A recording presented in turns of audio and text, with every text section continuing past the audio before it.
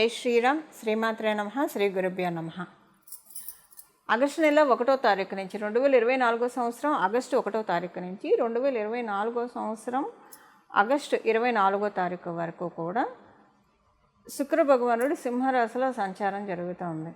ఇది ఒక విశేషాంశం. ప్రతి సంవత్సరం శుక్ర భగవానుడు సింహరాశిలోకి వస్తూనే ఉంటాడు. సంవత్సరంలో ఒక్కసారి డెఫినెట్గా ఆయన సింహరాశిని టచ్ చేస్తాడు. కొన్నాళ్ళు అక్కడ ఉండి మళ్ళీ కన్యారాశికి వెళ్తాడు. ఇలాగా ప్రతి రాశిని ఆయన తిరుగుతూనే ఉంటాడు. అయితే ప్రతి సంవత్సరం లేని స్పెషల్ ఈ సంవత్సరం ఉంది కాబట్టి స్పెషల్గా ఆయన శుక్ర భగవానుడి సింహరాశి సంచారం గురించి ఇప్పుడు మనం మాట్లాడుకోవాలి. ఏంటి ఆ స్పెషల్ అంశము? స్పెషల్ అంశం ఏంటంటే శనైశ్వరుడు శుక్ర భగవానుడి రాశులైన వృషభ రాశి మరియు తులారాశులకి పరిపూర్తి రాజయోగాన్ని ఇచ్చేది శనైశ్వరుడు. అలాగే శనైశ్వరుడు రాశులైన మకర రాశి మరియు కుంభరాశులు ఈ రెండిటికి కూడా పరిపూర్తి రాజయోగాన్ని ఇచ్చేది శుక్ర భగవానుడు. ఈ శుక్ర భగవానుడు శనైశ్వరుడు వీళ్ళిద్దరూ కూడా సమసప్తకాల్లో ఉన్నారు. కుంభరాశిలో ఆయన ఉన్నాడు వక్రించి, అలాగే సింహరాశిలో ఈయన సవ్యగతిలో ఉన్నాడు. సో ఇది డెఫినెట్గా ఒక ఇంపాక్ట్ ఉంటుంది. ఇక్కడ ఇంకొక విషయం మనం మాట్లాడుకోవాల్సింది ఏంటంటే ఈ సూర్యనారాయణమూర్తి సింహరాశి అధిపతి అయిన సూర్యనారాయణమూర్తి శుక్ర రాశిలో ఒక రాశి అయినా తులారాశిలో ఆయన నీచ పొందుతాడు. సో అంటే ఈ కాలపురుషుడు కుండలిలో చోటు చేసుకునే ఈ శనీశ్వరుడు మరియు శుక్ర భగవానుడి సమసప్తక స్థితి డెఫినెట్గా ద్వాదశ రాశుల వాళ్ళకి కొన్ని మంచి ఇంపాక్ట్స్ కలగబోతూ ఉన్నాయి.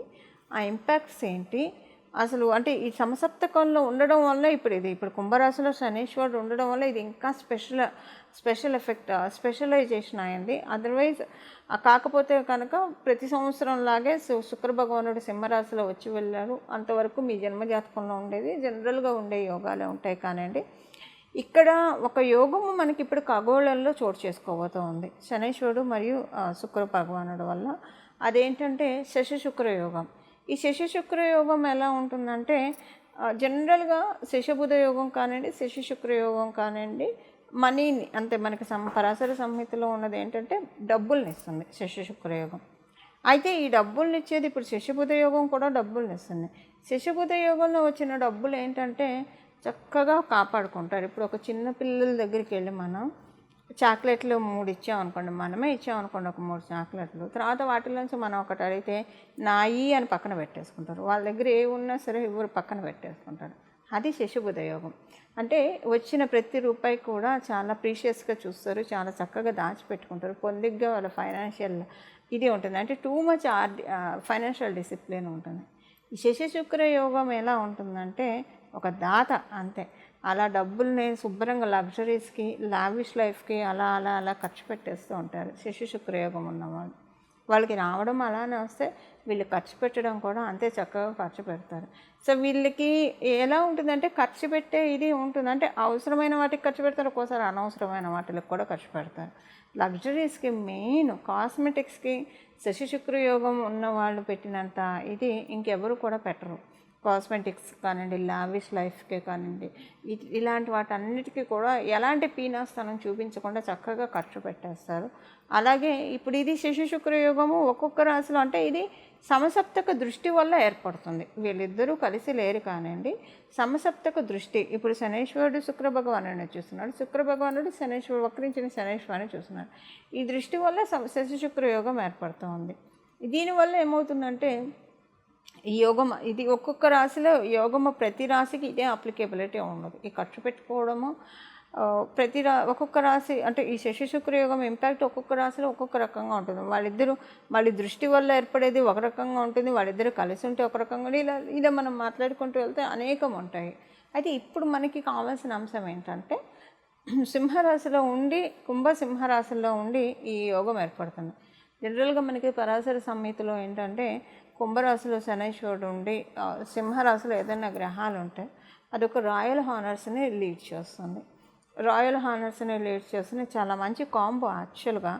అన్ని రాశుల్లోకి సింహరాశి మరియు కుంభరాశిలో ఎవరికైనా గ్రహాలు ఉంటే కనుక చాలా మంచిది. ఆ రెండిట్లో కలిపి లేకపోయినా ఒక్క దాంట్లో గ్రహాలు ఉన్నా కూడా చాలా మంచిది.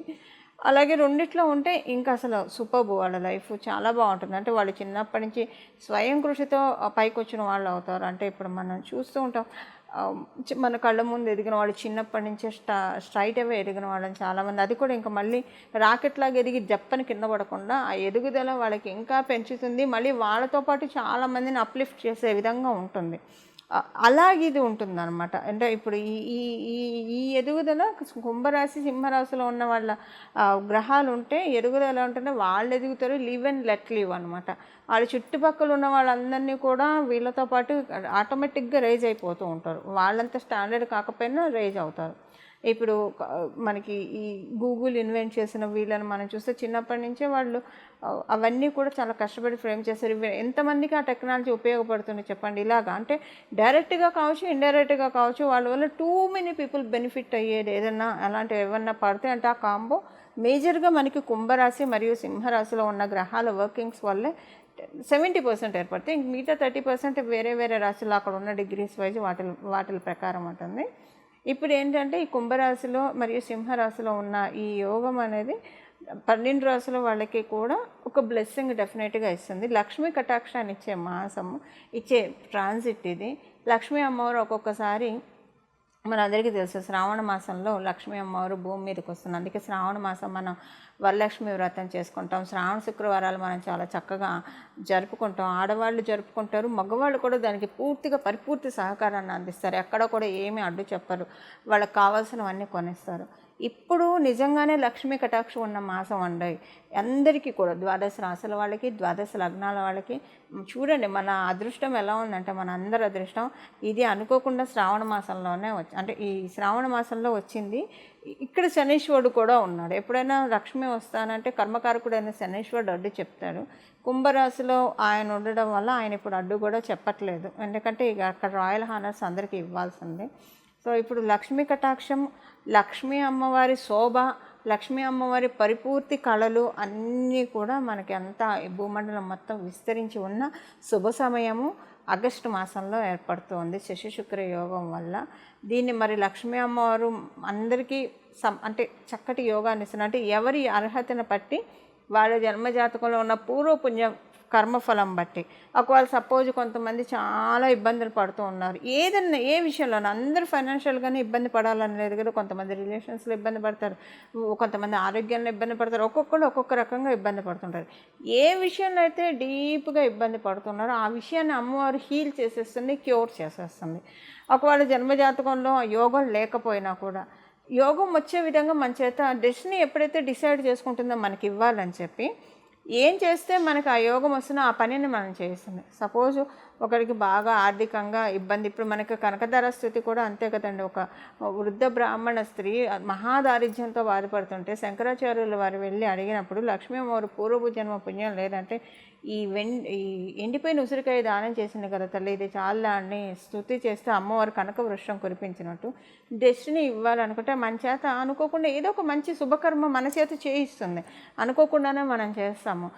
ఎప్పుడైనా సరే 10 మంది హ్యాపీనెస్లో మన హ్యాపీనెస్ని ఎత్తుక్కునే వాళ్ళకి ఇది ఇంకా మంచిదండి. ఇక్కడ ఇంకా డబుల్ బనాంజా, త్రిబుల్ బనాంజా అని 100 మంది బాగుంటే మనం బాగుంటాం, చాలామంది బాగుంటే మనం బాగుంటాం అన్న తత్వం కల వాళ్ళు మనలో చాలామంది ఉంటారు. వాళ్ళకి ఇది నిజంగా చాలా అంటే చాలా అమృతమైన సమయము. అమృతధార మీకు యూనివర్స్ నుంచి కురిసే సమయము. అమృతధార కురిసిందంటే ఇంకా అన్నీ ఉంటాయి, ఒకటని కాదు, ప్రతిదీ కూడా ఫుల్ఫిల్మెంట్ ఆఫ్ ఎవ్రీథింగ్ అని ఉంటుంది. అలా కాకపోయినా కూడా అందరికీ కూడా ఇది మంచి ట్రాన్సిట్. ఇప్పుడు ఈ శ్రీ మహాలక్ష్మి అమ్మవారి కటాక్షాన్ని మనం ఒడిసిపట్టుకునే మాసం ఎలానో శ్రావణ మాసం, దీనికి మనం ఇంకా ఏ ప్రత్యేక క్రియలు చేయడం వల్ల ఇది ఇంకా వస్తుంది. ద్వాదశ రాశుల వాళ్ళకి కూడా ఏ ఏ విషయాల్లో ఇది మంచి ప్లస్ అవుతుంది, ఇది మనం ఒక్కసారి ఇప్పుడు మాట్లాడుకుందాం. సింహరాశి వాళ్ళకి అసలు మీ రాశిలో ఉండే ఇది శశి శుక్రయోగం ద్వాదశ రాశుల వాళ్ళకి ఏర్పడుతుంది. అదే మీ రాశిలో ఉండి ఏర్పడటం వల్ల మైండ్ మీరు చాలా ప్లెజెంట్గా ఉంటారు, మైండ్ చాలా పాజిటివ్ గోయింగ్గా ఉంటుంది, ఇన్నర్ కామ్నెస్ చాలా హాయిగా ఉంటుంది, మీ అందం పెరుగుతుంది, అందరికీ కూడా చాలా చక్కగా సెంటర్ ఆఫ్ అట్రాక్షన్గా అనిపిస్తారు, కాచీగా అనిపిస్తారు. చూడంగానే అంటే అప్పటిదాకా మిమ్మల్ని చూసిన వ్యక్తులు అవ్వచ్చు, రోజు మిమ్మల్ని చూస్తున్న వాళ్ళే కావచ్చు, కొంచెం ప్రత్యేకంగా చూడటం మొదలు పెడతారు. అలా మొదలుపెట్టారంటే మీరు అర్థం చేసుకోవాల్సిన విషయం ఏంటంటే మీ ప్రోగ్రెషన్ ఇక్కడ నుంచి స్టార్ట్ అయిందనే డెఫినెట్గా అర్థము. దీనికి ఏంటంటే మనకి ఎప్పుడైనా సరే కాలబలం మారుతుంది, జనరల్గా కూడా దైవబలం మారుతుంది, కాలబలం మారుతుంది. దైవబలం మనకు వస్తూ ఉందంటే అప్పటిదాకా మన చుట్టూ ఉన్న వాళ్ళే మనల్ని రెస్పెక్ట్ఫుల్గా చూడటం, రెస్పెక్ట్ఫుల్గా ట్రీట్ చేయడం, రెస్పెక్ట్ఫుల్గా మాట్లాడడం, కొంచెం ఇలాంటివన్నీ మనం నోటీస్ చేస్తూ ఉంటారు. అలాంటివి ఎవరైనా నోటీస్ చేస్తున్నారంటే డెఫినెట్గా వాళ్ళ లైఫ్ టర్న్ అయ్యే ముందే ఇలాంటి ఇండికేషన్స్ వస్తాయి.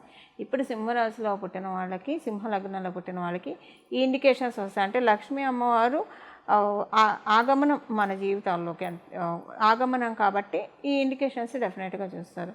పర్సనల్ ట్రాన్స్ఫర్మేషన్, ఫైనాన్షియల్ ట్రాన్స్ఫర్మేషన్స్, ఇలాంటి వాటన్నిటికీ సిబ్లింగ్స్తో చాలా మంచి రిలేషన్ ఉంటుంది మీకు. మీ సిబ్లింగ్స్కి కూడా చాలా మంచి శుభ సమయము. ఇలాంటి వాటన్నిటికీ కూడా ఈ సింహరాశిలో పుట్టిన వాళ్ళకి, సింహ లగ్నంలో పుట్టిన వాళ్ళకి ఈ పాజిటివ్ బ్లెస్సింగ్స్ అన్నీ శ్రీ మహాలక్ష్మి అమ్మవారు త్రో చేస్తున్నారు. చూశారు కదండి. ఇప్పుడు మనం పరిహారం ఒకసారి ఏం చేస్తే లక్ష్మీ అమ్మవారి కటాక్షం శీఘ్రంగా మనకి కలుగుతుందో చూద్దాం. ఇప్పుడు మనం తెలుసుకున్న ఈ ఆగస్టు నెల మొత్తము అండి, ఆగస్టు నెల మొత్తం ప్రతిరోజు ఉదయాన్నే లేచిన వెంటనే స్నానం చేసి చక్కగా శుచులయ్యి ఇల్లు వాకిలి శుభ్రం చేసుకున్న తర్వాత చక్కగా ఇంట్లో ప్రతిరోజు కూడా 16 సార్లు శ్రీ సూక్తం వినండి. లేదా ఆడవాళ్ళైతే చదవకూడదు, వినొచ్చు. మగవాళ్ళైతే శ్రీ సూక్తం చదవడం వస్తే కనుక చక్కగా చదవండి, 16 సార్లు చదవండి. అలాగే ఒక్క శ్రీ సూక్తాన్ని విని కానీ చదివి కానీ వదిలేయకూడదు. పురుష సూక్తాన్ని కూడా దాంట్లో మనం సంపుటీకరణ చేయాలి. సంపుటీకరణ అంటే ఆ రెండు ఏం సంపుటీకరణ చేయక్కర్లేదు, జస్ట్ వింటే సరిపోతుంది. మళ్ళీ అది సంపుటీకరణ అంటే అదొక ప్రత్యేకమైన ప్రాసెస్ ఉంటుంది, అదంతా కన్ఫ్యూజన్లోకి వెళ్తుంది. అదంతా ఏమక్కర్లేదు. శ్రీ సూక్తం ప్రతిరోజు 16 సార్లు వినండి లేదా చదవండి. ఆడవాళ్ళు అయితే వినడమే. అలాగే 3 సార్లు కనీసంగా పురుష సూక్తం వినడానికి, చదవడానికి ప్రయత్నించండి. ఒకవేళ 16 సార్లు పురుష సూక్తం కూడా వినగలిగి చదవగలిగితే ఇంకా మంచిది. లేదా కనీసం పురుష సూక్తం 3 సార్లు వింటే సరిపోతుంది. ప్రతిరోజు మీ ఇంట్లో ఆ వేదం, ఇప్పుడు స్త్రీ సూక్తం అంటే ధనం అగ్నిం, ధనం పశువు, ధనం వాయు ఇలా వస్తుందంటే ప్రతి చోట శ్రీలక్ష్మి అమ్మవారు ఉంటుంది. శ్రీలక్ష్మి లేని ప్రదేశమే లేదు అని మనకి శ్రీ సూక్తం తెలుపుతుంది. అంటే ఈ శ్రీ సూక్తం తెలిపే విషయాన్ని మనం చక్కగా అవగాహన చేసుకోవాలంటే పూర్తిగా దాంట్లో డెడికేటెడ్ అయిపోయి మనం వింటే కనుక అది వింటుంటే కూడా చాలా మంచి వైబ్రేషన్స్ వస్తాయండి. చాలా హాయిగా అనిపిస్తున్నాయి మనసుకి. ఆ వేదిక్ చాంట్ వింటూ ఉంటే చాలా ప్రశాంతంగా అనిపిస్తున్నాయి. మీకు తెలిసిన బ్రహ్మలు ఎవరైనా ఉంటే కనుక వాళ్ళని ఇంటికి పిలిపించి 16 సార్లు చదవమని చెప్పండి. శ్రీ సూక్తం, పురుష సూక్తం ఒక 3 సార్లు. వాళ్ళకి మీకు తోచినంత దక్షిణ ఇవ్వండి. ఇది లోభత్వం చూపించకుండా దక్షిణ ఇవ్వాలి. ఎందుకంటే లక్ష్మీ అమ్మవారు దాన ధర్మాలకే మనం అమ్మవారి ప్రసన్నతను మనం పొందగలుగుతాం. మీకు తెలిసిన ఋత్వికులకి, బ్రహ్మలకి కానివ్వండి, గురుస్థానంలో ఉన్న వాళ్ళకి కానివ్వండి, దేవాలయాలకి కానివ్వండి, ఇలాగా గురుస్థానంలో గురువుకి సంబంధించిన గోశాలల్లో కానీ గురువుకి సంబంధించిన పోర్ట్ఫోలియోస్లో ఉన్న వాళ్ళ సంబంధించిన రంగాల్లో ఉన్న వాళ్ళకి మీకు తోచినంత లోభత్వం చూపకుండా దానం చేస్తే కనుక నిజంగా లక్ష్మీ అమ్మవారి బ్లెస్సింగ్స్ చాలా చక్కగా వస్తాయి. ఇప్పుడు మనం పరిహారం చూసాం కదా, ఈ పరిహారం చేసుకొని లక్ష్మీ అమ్మ, అందులో మనం ఉన్నది శ్రావణ మాసంలో, లక్ష్మీ అమ్మవారి కటాక్షాన్ని ఇవేమి దాన ధర్మాలు చేయలేని వాళ్ళు చక్కగా ప్రశాంతంగా చేయగలిగిన వాళ్ళు ఇది చేయండి. చేయలేని వాళ్ళు ప్రశాంతంగా 16 సార్లు శ్రీ సూక్తం వినడం, 3 సార్లు పురుష సూక్తం వినడం, లేదా చదవడం, మగవాళ్ళైతే చదవడం వస్తే చదవడం, ఇది చేయండి. లక్ష్మీ అమ్మవారి మిమ్మల్ని దానం చేసేదానికి అర్హుల్ని చేస్తుంది. చేయలేని స్థితిలో ఉన్న వాళ్ళకి ఆ చేసే విధంగా అర్హత మీకు కలిగిస్తుంది. అంటే ఇప్పుడు మన దగ్గర చాలా ఉంటే మనం అవతల వాళ్ళకి ఇవ్వగలుగుతాం కదా, అలాంటి అర్హతని మీకు అమ్మవారు కలగజేస్తుంది. బట్ ఒకవేళ అలా లేకపోతే అంటే అప్పు చేసి మటుకు దానాలు చేయకూడదు. ఇది ఒకటి మటుకు గుర్తుపెట్టుకోండి. ఎవరు అప్పులు చేసి మటుకు దానాలు అస్సలు చేయకూడదు. అది దోషం అవుతుంది. అప్పు చేసి మన స్థాయికి మించి చేసే దానం కూడా దోషం అవుతుంది. కలిగి ఉన్నప్పుడు లోభత్వం చూపించొద్దనే మనం ఏ కథ చూసినా, సత్యనారాయణ వ్రత కథ చూసినా, ఎందులో అయినా సరే లోభత్వం లేకుండా, అంటే మనకి కలిగి ఉండి ఎందుకు ఇవ్వాలన్న లోభత్వం అయితే చూపించకూడదు. లేనిది తెచ్చిపెట్టి కూడా ఇవ్వకూడదు. ఈ రెండు దోషమే. ఇది ఈ మధ్యలో ఉన్న లైన్ని తెలుసుకొని చక్కగా కలిగి ఉన్న దాంట్లో కొంచెం ఇచ్చినా మనకు వచ్చిన ఇబ్బంది ఏం లేదని అనుకుంటే దానం చేయండి. లేదా ఇవ్వడం వల్ల రేపటికి ఇబ్బంది అవుతుందని అనుకుంటే అలా కూడా దానం చేయొద్దు. చక్కగా మనం తెలుసుకున్న శ్రీ సూక్తం, పురుష సూక్తం వింటే సరిపోతుంది. ఈ విధంగా మీరు శ్రావణ మాసం లక్ష్మీ శోభ మనందరి గృహాల్లో వెల్లివిరియాలని, మనందరం కూడా శ్రీలక్ష్మి అమ్మవారి ఆ కృపకి పాత్రలో కావాలని చెప్పి మీ అందరి తరఫున మరియు నా తరఫున లక్ష్మీ అమ్మవారిని ప్రార్థిస్తూ మంగళం. నమో భగవతే వాసుదేవాయ.